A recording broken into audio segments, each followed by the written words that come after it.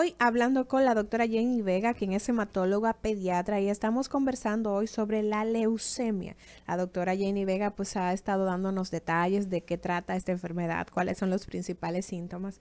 Usted mencionaba, doctora, de que en un hemograma de un paciente que tiene leucemia puede aparecer los glóbulos blancos elevados, un poco de anemia, las plaquetas también disminuidas. Entonces, me gustaría que usted pudiera hablarnos de si se puede confundir el diagnóstico con otro tipo de enfermedades y entonces complicar un poquito o retrasar la atención que pueda recibir ese paciente. Claro, así es. De hecho, una de las causas más importantes de retraso en el diagnóstico es precisamente eso, cuando vemos que el médico tarda pensando que puede ser otro porque se parece mucho a otras enfermedades. Claro. Por ejemplo, no siempre la leucemia va a tener las tres alteraciones que mencioné en el hemograma. A veces podemos encontrar aumento de glóbulos blancos y se puede el médico confundir con una infección, por ejemplo, Sí. una infección bacteriana, una infección viral, empezarle a dar tratamientos de antibióticos o durar un tiempo por la fiebre y pensar que sea una infección y realmente no lo sea. Entonces, eso es una de las causas, las infecciones, muy común porque aparte dan fiebre, al igual que la leucemia, entonces Claro. es muy común confundirse. Con las plaquetas bajas, a veces, por ejemplo, infecciones también como un virus, como el dengue, comienza a bajar plaquetas, que empiezan a pensar que puede ser dengue y ahí entonces se ha retrasado. Hemos tenido pacientes que se han diagnosticado como dengue, pensando en descenso de plaquetas, porque no tenía en ese momento quizá mucha anemia, porque el dengue sabemos que no hay anemia, Claro. no hay elevación de glóbulos blancos, pero que bueno, ahí comenzó a bajar plaquetas y pensaron que era dengue y puede también retrasar el diagnóstico. También, por ejemplo, infecciones febriles, casi todos con infecciones como la malaria, que puede aumentar los glóbulos blancos y bajar la plaqueta, o sea que hay varias situaciones que hay que pensar, y no está mal que no se piense, porque no todo que es así es cáncer. De hecho, el cáncer quizá no es lo más frecuente de pensar. Uno debe pensar en infección, como es lo más común que ocurre en niños. Un niño con una tos, con moco, muchas secreciones, una radiografía que una neumonía puede producir aumento de los glóbulos blancos, igual que la leucemia, pero que nos diferencia un poco algunos otros síntomas, por ejemplo, en algunas sepsis, que hoy es el día de la sepsis, Sí, ¿verdad? sí, sí. La sepsis. Niños con sepsis van a tener plaquetas bajas, van a tener aumento de glóbulos blancos, y incluso algunas bacterias como la estafilococo da anemia también, hacen hemólisis, que es muy parecida a la leucemia. O sea que debemos tener pendiente que también hay un cuadro, pero esos son lo que nos orienta a nosotros es pensar, ese niño ha tenido una historia de infección, tiene varios días con esa infección, ha tenido gripe, ha tenido neumonía y de luego tiene el cuadro del hemograma. Eso habla más de infección. En la leucemia es diferente. Como te dije, la leucemia puede el niño estar bien hoy y mañana empezar los síntomas y tener eso en el hemograma. O puede tener se habla de una fiebre por lo menos 15 días, a veces nada más es fiebre y ya no le hacen hemograma, o los papás piensan que no hay que llevarlo al médico, se quedan con el niño en la casa y realmente empiezan entonces más tarde a empeorar los síntomas, a presentar los sangrados, a presentar aumento de ganglios y esas cosas que pueden presentar más adelante, pero tiende a ser de evolución muy rápida. Entonces, doctora, para evitar esa confusión de que yo piense que no es leucemia y que sea leucemia, ¿qué otro tipo de estudios, además de un hemograma, deben realizarse al niño para descartar y poder establecer un diagnóstico? Cuando hay una alta sospecha, primero es que el pediatra que ve al niño sospeche porque le llame la atención en el hemograma, que es lo primero, porque vemos algunos parámetros que no están normales. Okay. Por ejemplo, la leucemia linfoblástica, que dije que es el 80% más, es la más frecuente, se ven los linfocitos muy elevados, más del 80% de linfocitos, y tú dices, bueno, una infección con linfocito elevado puede ser, pero bueno, ahí me llama la atención algo. Entonces, la anemia, la plaqueta. Entonces, ¿qué debe hacer el pediatra? Inmediatamente lo sospecha, lo ideal es que se envíe a un especialista en hematología, porque a través de un estudio de sangre periférica lo que nosotros llamamos extendido de sangre periférica. Es una gota de sangre del dedo del bebé, se le coloca en una plaquita o portaobjeto y se mira al microscopio. Es como hacerle... Como una prueba de azúcar, así. Ajá, se toma como una prueba de azúcar, pero se coloca en una placa transparente, Ajá. se llama portaobjeto, se tiñe y se mira al microscopio. Eso es lo más rápido que podemos hacer para observar si hay células malignas o células blastos, lo que conocemos que son células inmaduras, que son propias de la leucemia. Eso se puede ver en sangre, no es el diagnóstico definitivo, pero nos orienta a decir, bueno, aquí hay blastos. Y eso lo hacemos en hematología. Hay unos laboratorios buenos en el país que cuando hacemos el hemograma en esos laboratorios, ellos lo chequean porque se supone que todo el hemograma que sale alterado, el laboratorista o el bioanalista debe revisar ese hemograma, esa plaquita, hacerle el mismo extendido. Ellos lo ven y reportan, porque me ha llegado casos, con el hemograma, con esa alteración y me reportan abajo, se observan blastos. Cuando se observa blasto en el mismo hemograma, ya definitivamente hay células inmaduras, malignas posiblemente, entonces se debe derivar lo más pronto posible a un centro especializado o a un pediatra hematólogo o a un que tenga capacidad para atender estos casos, porque estos casos no pueden perder tiempo. Lo más importante es iniciar rápidamente con ya el diagnóstico, que hay que hacerle un diagnóstico definitivo, que es a través de un aspirado de médula ósea, para coger sangre propia dentro de la médula ósea, para observar primero al microscopio los blastos y hacerle pruebas específicas, donde vamos a diagnosticar qué tipo específico de leucemia. Excelente. Usted puede comunicarse con nosotros a través de las líneas 809-682-9850, 809-682-9850 y también a través de nuestra línea internacional 833-380-0062 y puede escribirnos a través del chat en vivo en el canal en YouTube Rumba FM. Allí nos escribe Ariel Sepúlveda. Él dice que ¿cuándo se recomienda hacer trasplante de médula ósea si existe leucemia?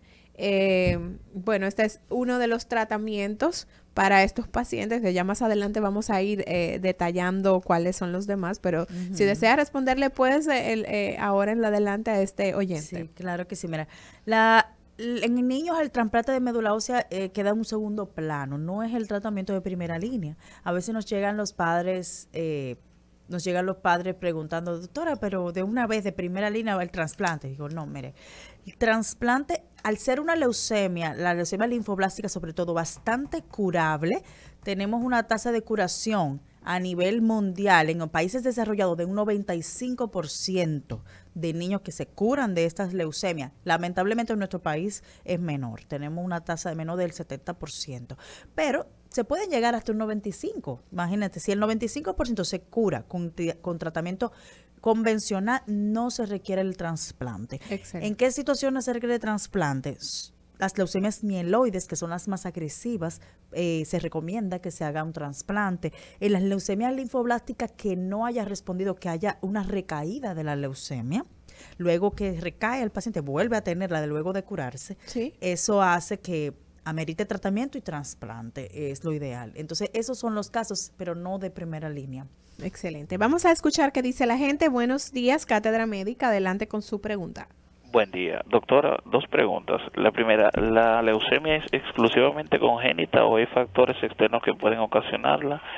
Y en segundo lugar, si es curable al 100%. Gracias. Excelente, muchísimas gracias. Y de hecho, era una de las preguntas que tenía pues yo pendiente por ahí, el tema de las causas asociadas, los factores que influyen en que un paciente pues tenga un diagnóstico de leucemia. Usted decía, de repente el niño puede presentar los síntomas de un día para otro y tener leucemia. Entonces, ¿cuáles son las causas que se han identificado que pueden provocar que esto de un día para otro el paciente tenga leucemia? Muy buena pregunta. De hecho, todavía nosotros estamos investigando científicamente por qué le puede ocurrir leucemia a los niños. No hay una causa específica. Una pregunta que hacen los padres cuando nosotros estamos dando el diagnóstico, pero ¿por qué mi niño tiene leucemia? ¿Qué hice yo mal? ¿O qué yo pude hacer para que mi niño desarrolle leucemia? Y yo le digo, bueno, madre, realmente usted no hizo nada, no hay una razón. Lo que sí existen algunas algunas situaciones que pueden favorecer, que la vamos a mencionar ahora. Pero, por ejemplo, el cáncer del adulto, la diferencia, el cáncer de adulto de pulmón, tú dices, bueno, asocia a cigarrillo, Sí. que es el más frecuente, ¿verdad? El cáncer de cuello de útero al virus, de papiloma humano, etcétera. Pero el niño ni siquiera ha tenido un tiempo de exposición al virus. La edad más frecuente de la leucemia es de 1 año a 5 años. Imagínate un bebé de 1 año. ¿Qué tiempo tuvo para tener cualquier agente que le haya favorecido a tener leucemia? Entonces, que no hay ese tipo como causa muy específica. Lo que sí se ha planteado y se ha estudiado, que existen alteraciones cromosómicas genéticas, que decimos como mutaciones, que el niño nace con esas mutaciones genéticas que le predisponen a presentar leucemias. Se han identificado, ya sabemos cuáles son esas mutaciones. Cada tipo de leucemia puede tener una mutación diferente que le favorezca peor pronóstico o mejor. Entonces, el factor genético muy importante. Y no es un factor específicamente hereditario, como decimos, mira, es genético, entonces yo lo puedo heredar. No, la leucemia no tiene una causa, una herencia como tal de cáncer. En algunas situaciones raras sí, pero no. Entonces, otras razones, otras de las causas que se han asociado son exposición a radiaciones, pero sobre todo durante la madre, durante el embarazo. Porque el niño como tal no ha tenido como tiempo, como te expliqué, de desarrollarla. Claro. Entonces, una mujer embarazada, por eso no se le recomienda que se le haga radiografías, que se exponga a zonas de radiaciones, porque esas radiaciones favorecen a mutaciones genéticas y pueden favorecer al cáncer. Algunos químicos también fuertes durante el embarazo puede favorecer. También, si se ha identificado virus, que pueden, estos virus durante la infancia, porque los niños desarrollan muchas infecciones y puede ser que el sistema inmune, eso es una teoría, todavía no está demostrada, pero que el sistema inmune de ese bebé como que responda de muy aberrantemente a esa infección viral. Y al responder mal, lo que hace que convierte su célula de defensa en maligna. Se está investigando una de las causas por qué es muy frecuente en niños de 1 a 5 años, que son las edades donde mayor hay infecciones. De hecho, hay virus que sí se asocian a cáncer. Por ejemplo, al linfoma de Burkitt, muy frecuente el virus, y a los otros linfomas de Hodgkin, el Epstein-Barr virus, es muy común también asociarse. Entonces, que sí hay virus asociado al cáncer. Entonces, esa exposición no es que a todo el que le pase eso le va a dar cáncer, pero es uno de los factores de riesgo. Excelente. Doctora, siguen preguntándonos a través de las redes sociales y preguntan que la falsemia, ¿qué es? ¿Y qué significa ser portador sano de falsemia? Me cambiaron el tema. Sí, cambiaron el tema, pero vamos a ver, vamos a orientar a la gente. Sí, y es bueno porque sabe que hay muchas personas que se confunden entre leucemia y falsemia. Sí, claro. Y qué bueno que lo pregunta porque me dice, doctora, la falsemia, cuando yo le doy el diagnóstico, que es bastante común en nuestro país, mi niño tiene falsemia y se va a convertir en leucemia. Y yo, no, nada que ver una cosa con la otra. Realmente, la falsemia es un tipo de anemia hereditaria, donde las personas van a heredar una alteración que va a convertir su glóbulo rojo en media luna y eso lo va a favorecer a anemias, a crisis diferentes, pero no malignidad. Para nada, no tiene que ver. Esos pacientes con falsemia van a tener anemias, pero no van a tener células malignas, no necesariamente. ¿Que un falsémico le puede dar leucemia? Sí, por alguna causa. Pero se aumenta el riesgo. El hecho de yo ser falsémico, tengo más riesgo de tener falsemia. Leucemia no aumenta el riesgo. El mismo riesgo de cualquier otro niño. Okay. Hay otros síndromes genéticos, sí se aumenta. Hay niños con síndromes que tienen más riesgo de leucemia. Por ejemplo, el síndrome de Down. Los niños con síndrome de Down tienen mucho más riesgo que otro niño de ser leucemia. ¿Y se ha identificado la razón? Por los mismos trastornos genéticos que tienen en su cromosoma, ello favorece le dije que la cáncer y el trastorno genético van muy de la mano. Entonces, otros síndromes, por ejemplo, mutaciones, el síndrome, aparte del Down, que es el más frecuente, los niños con síndromes de inmunodeficiencias congénitas, síndrome de Li-Fraumeni se llama, un síndrome que también puede favorecer al cáncer. Hay muchos, los de neurofibromatosis. Existe una lista de síndromes, o sea, todos los niños que tienen un síndrome deben revisarse. ¿Por qué? Porque tienen más riesgo de desarrollar cánceres, no solamente la leucemia, sino otros tipos de cáncer. cánceres. Excelente. Usted puede comunicarse con nosotros también, además del chat en el canal en YouTube. Usted puede comunicarse a través de las líneas 809-682-9850, 809-682-9850 y la línea internacional 833-380-0062. Estamos en septiembre y septiembre es el mes de concientización del cáncer infantil. Por eso estamos trayendo este tema tan importante. Hablamos sobre leucemia, este tipo de cáncer que afecta a pacientes pediátricos, y nos acompaña la doctora Janie Vega hoy, pues orientándonos debidamente sobre estos síntomas que debemos aprender a identificar y cómo establecer el diagnóstico. Doctora, si usted pudiera explicar qué es lo que pasa con los glóbulos rojos y los glóbulos blancos cuando hay leucemia en el organismo.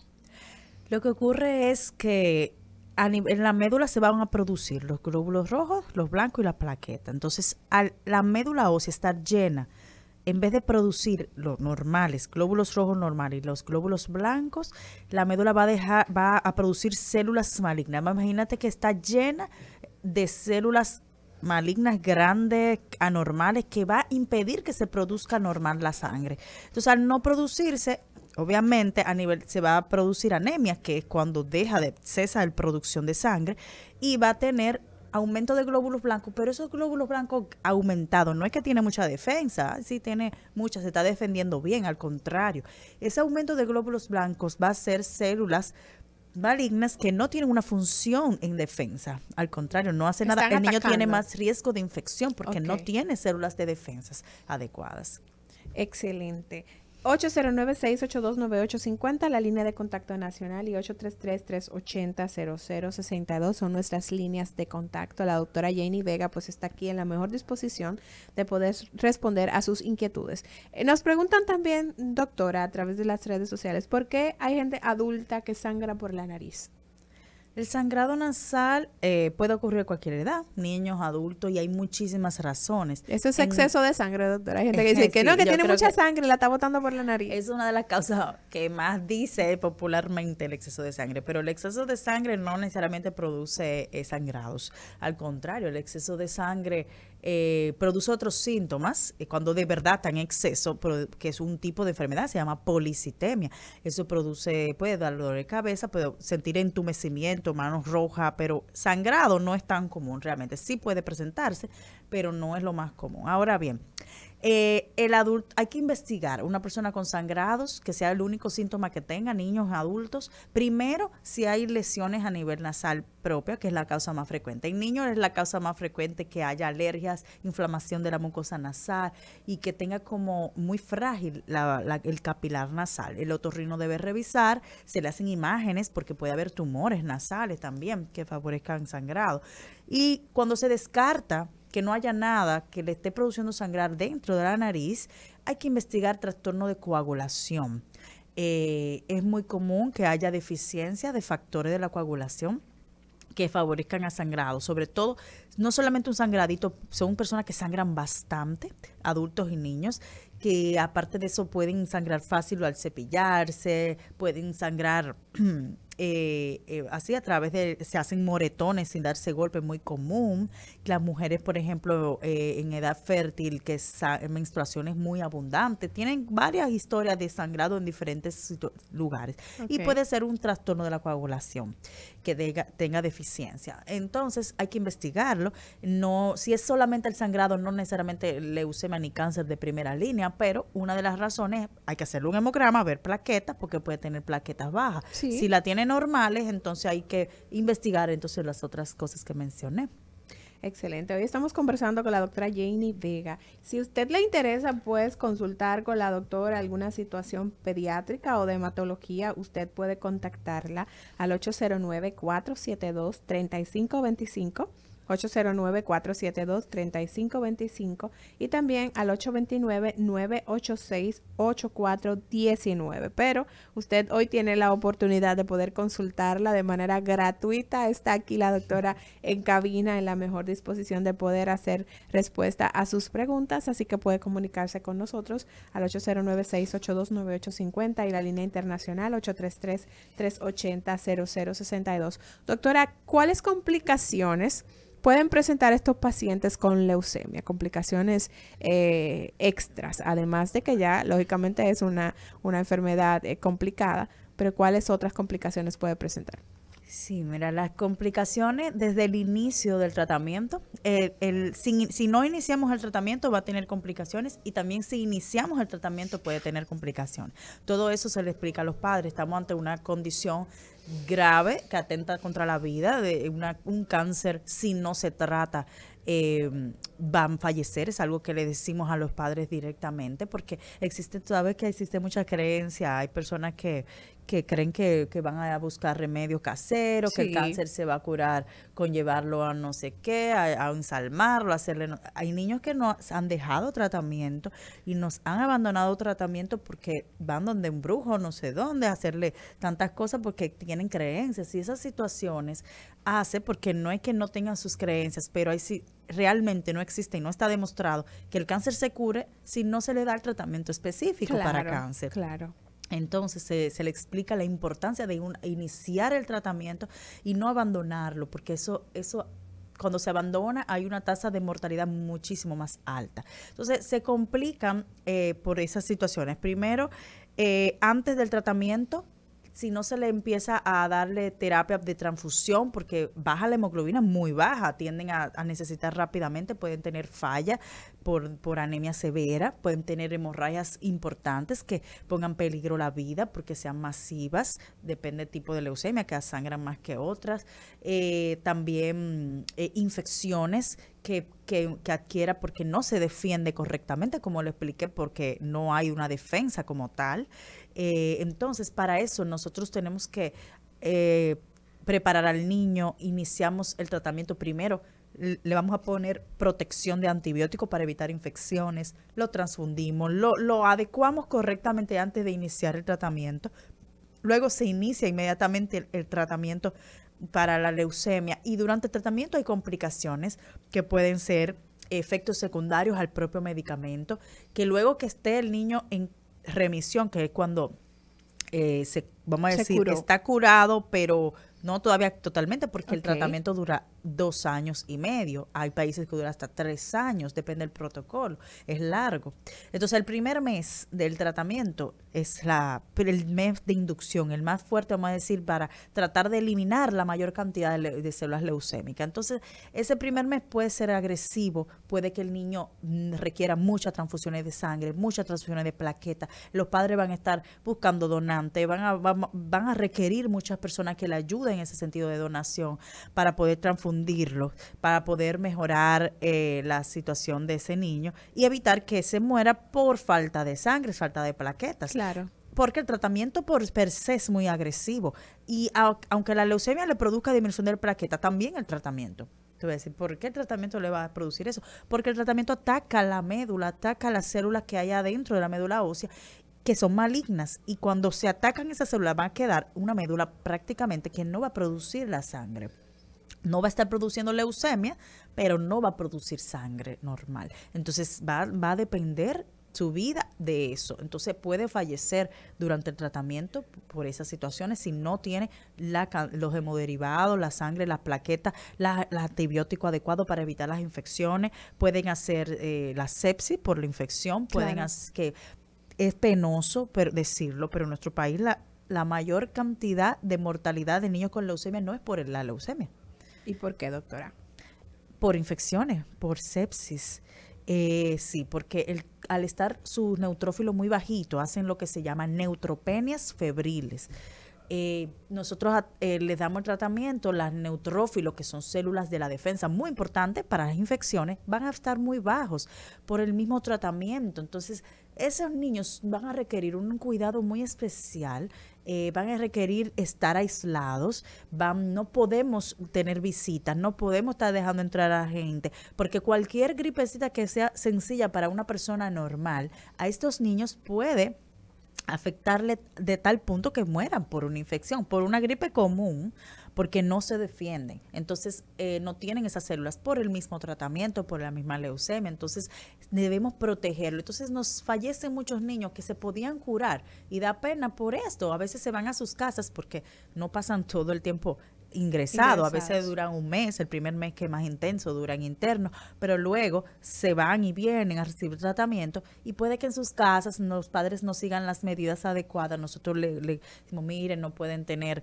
tantas personas que vayan, porque a la gente le encanta ir a visitar, eso es normal. Claro, sobre todo un niño que ha estado ingresado, cuando regresa a casa la gente quiere ir, pero ya usted está escuchando, hay que ser prudentes, hay que cuidar a esos pacientes y limitar las visitas para evitar complicaciones y que ese paciente fallezca. Exacto, y propio de un niño que quiere jugar, que quiere estar...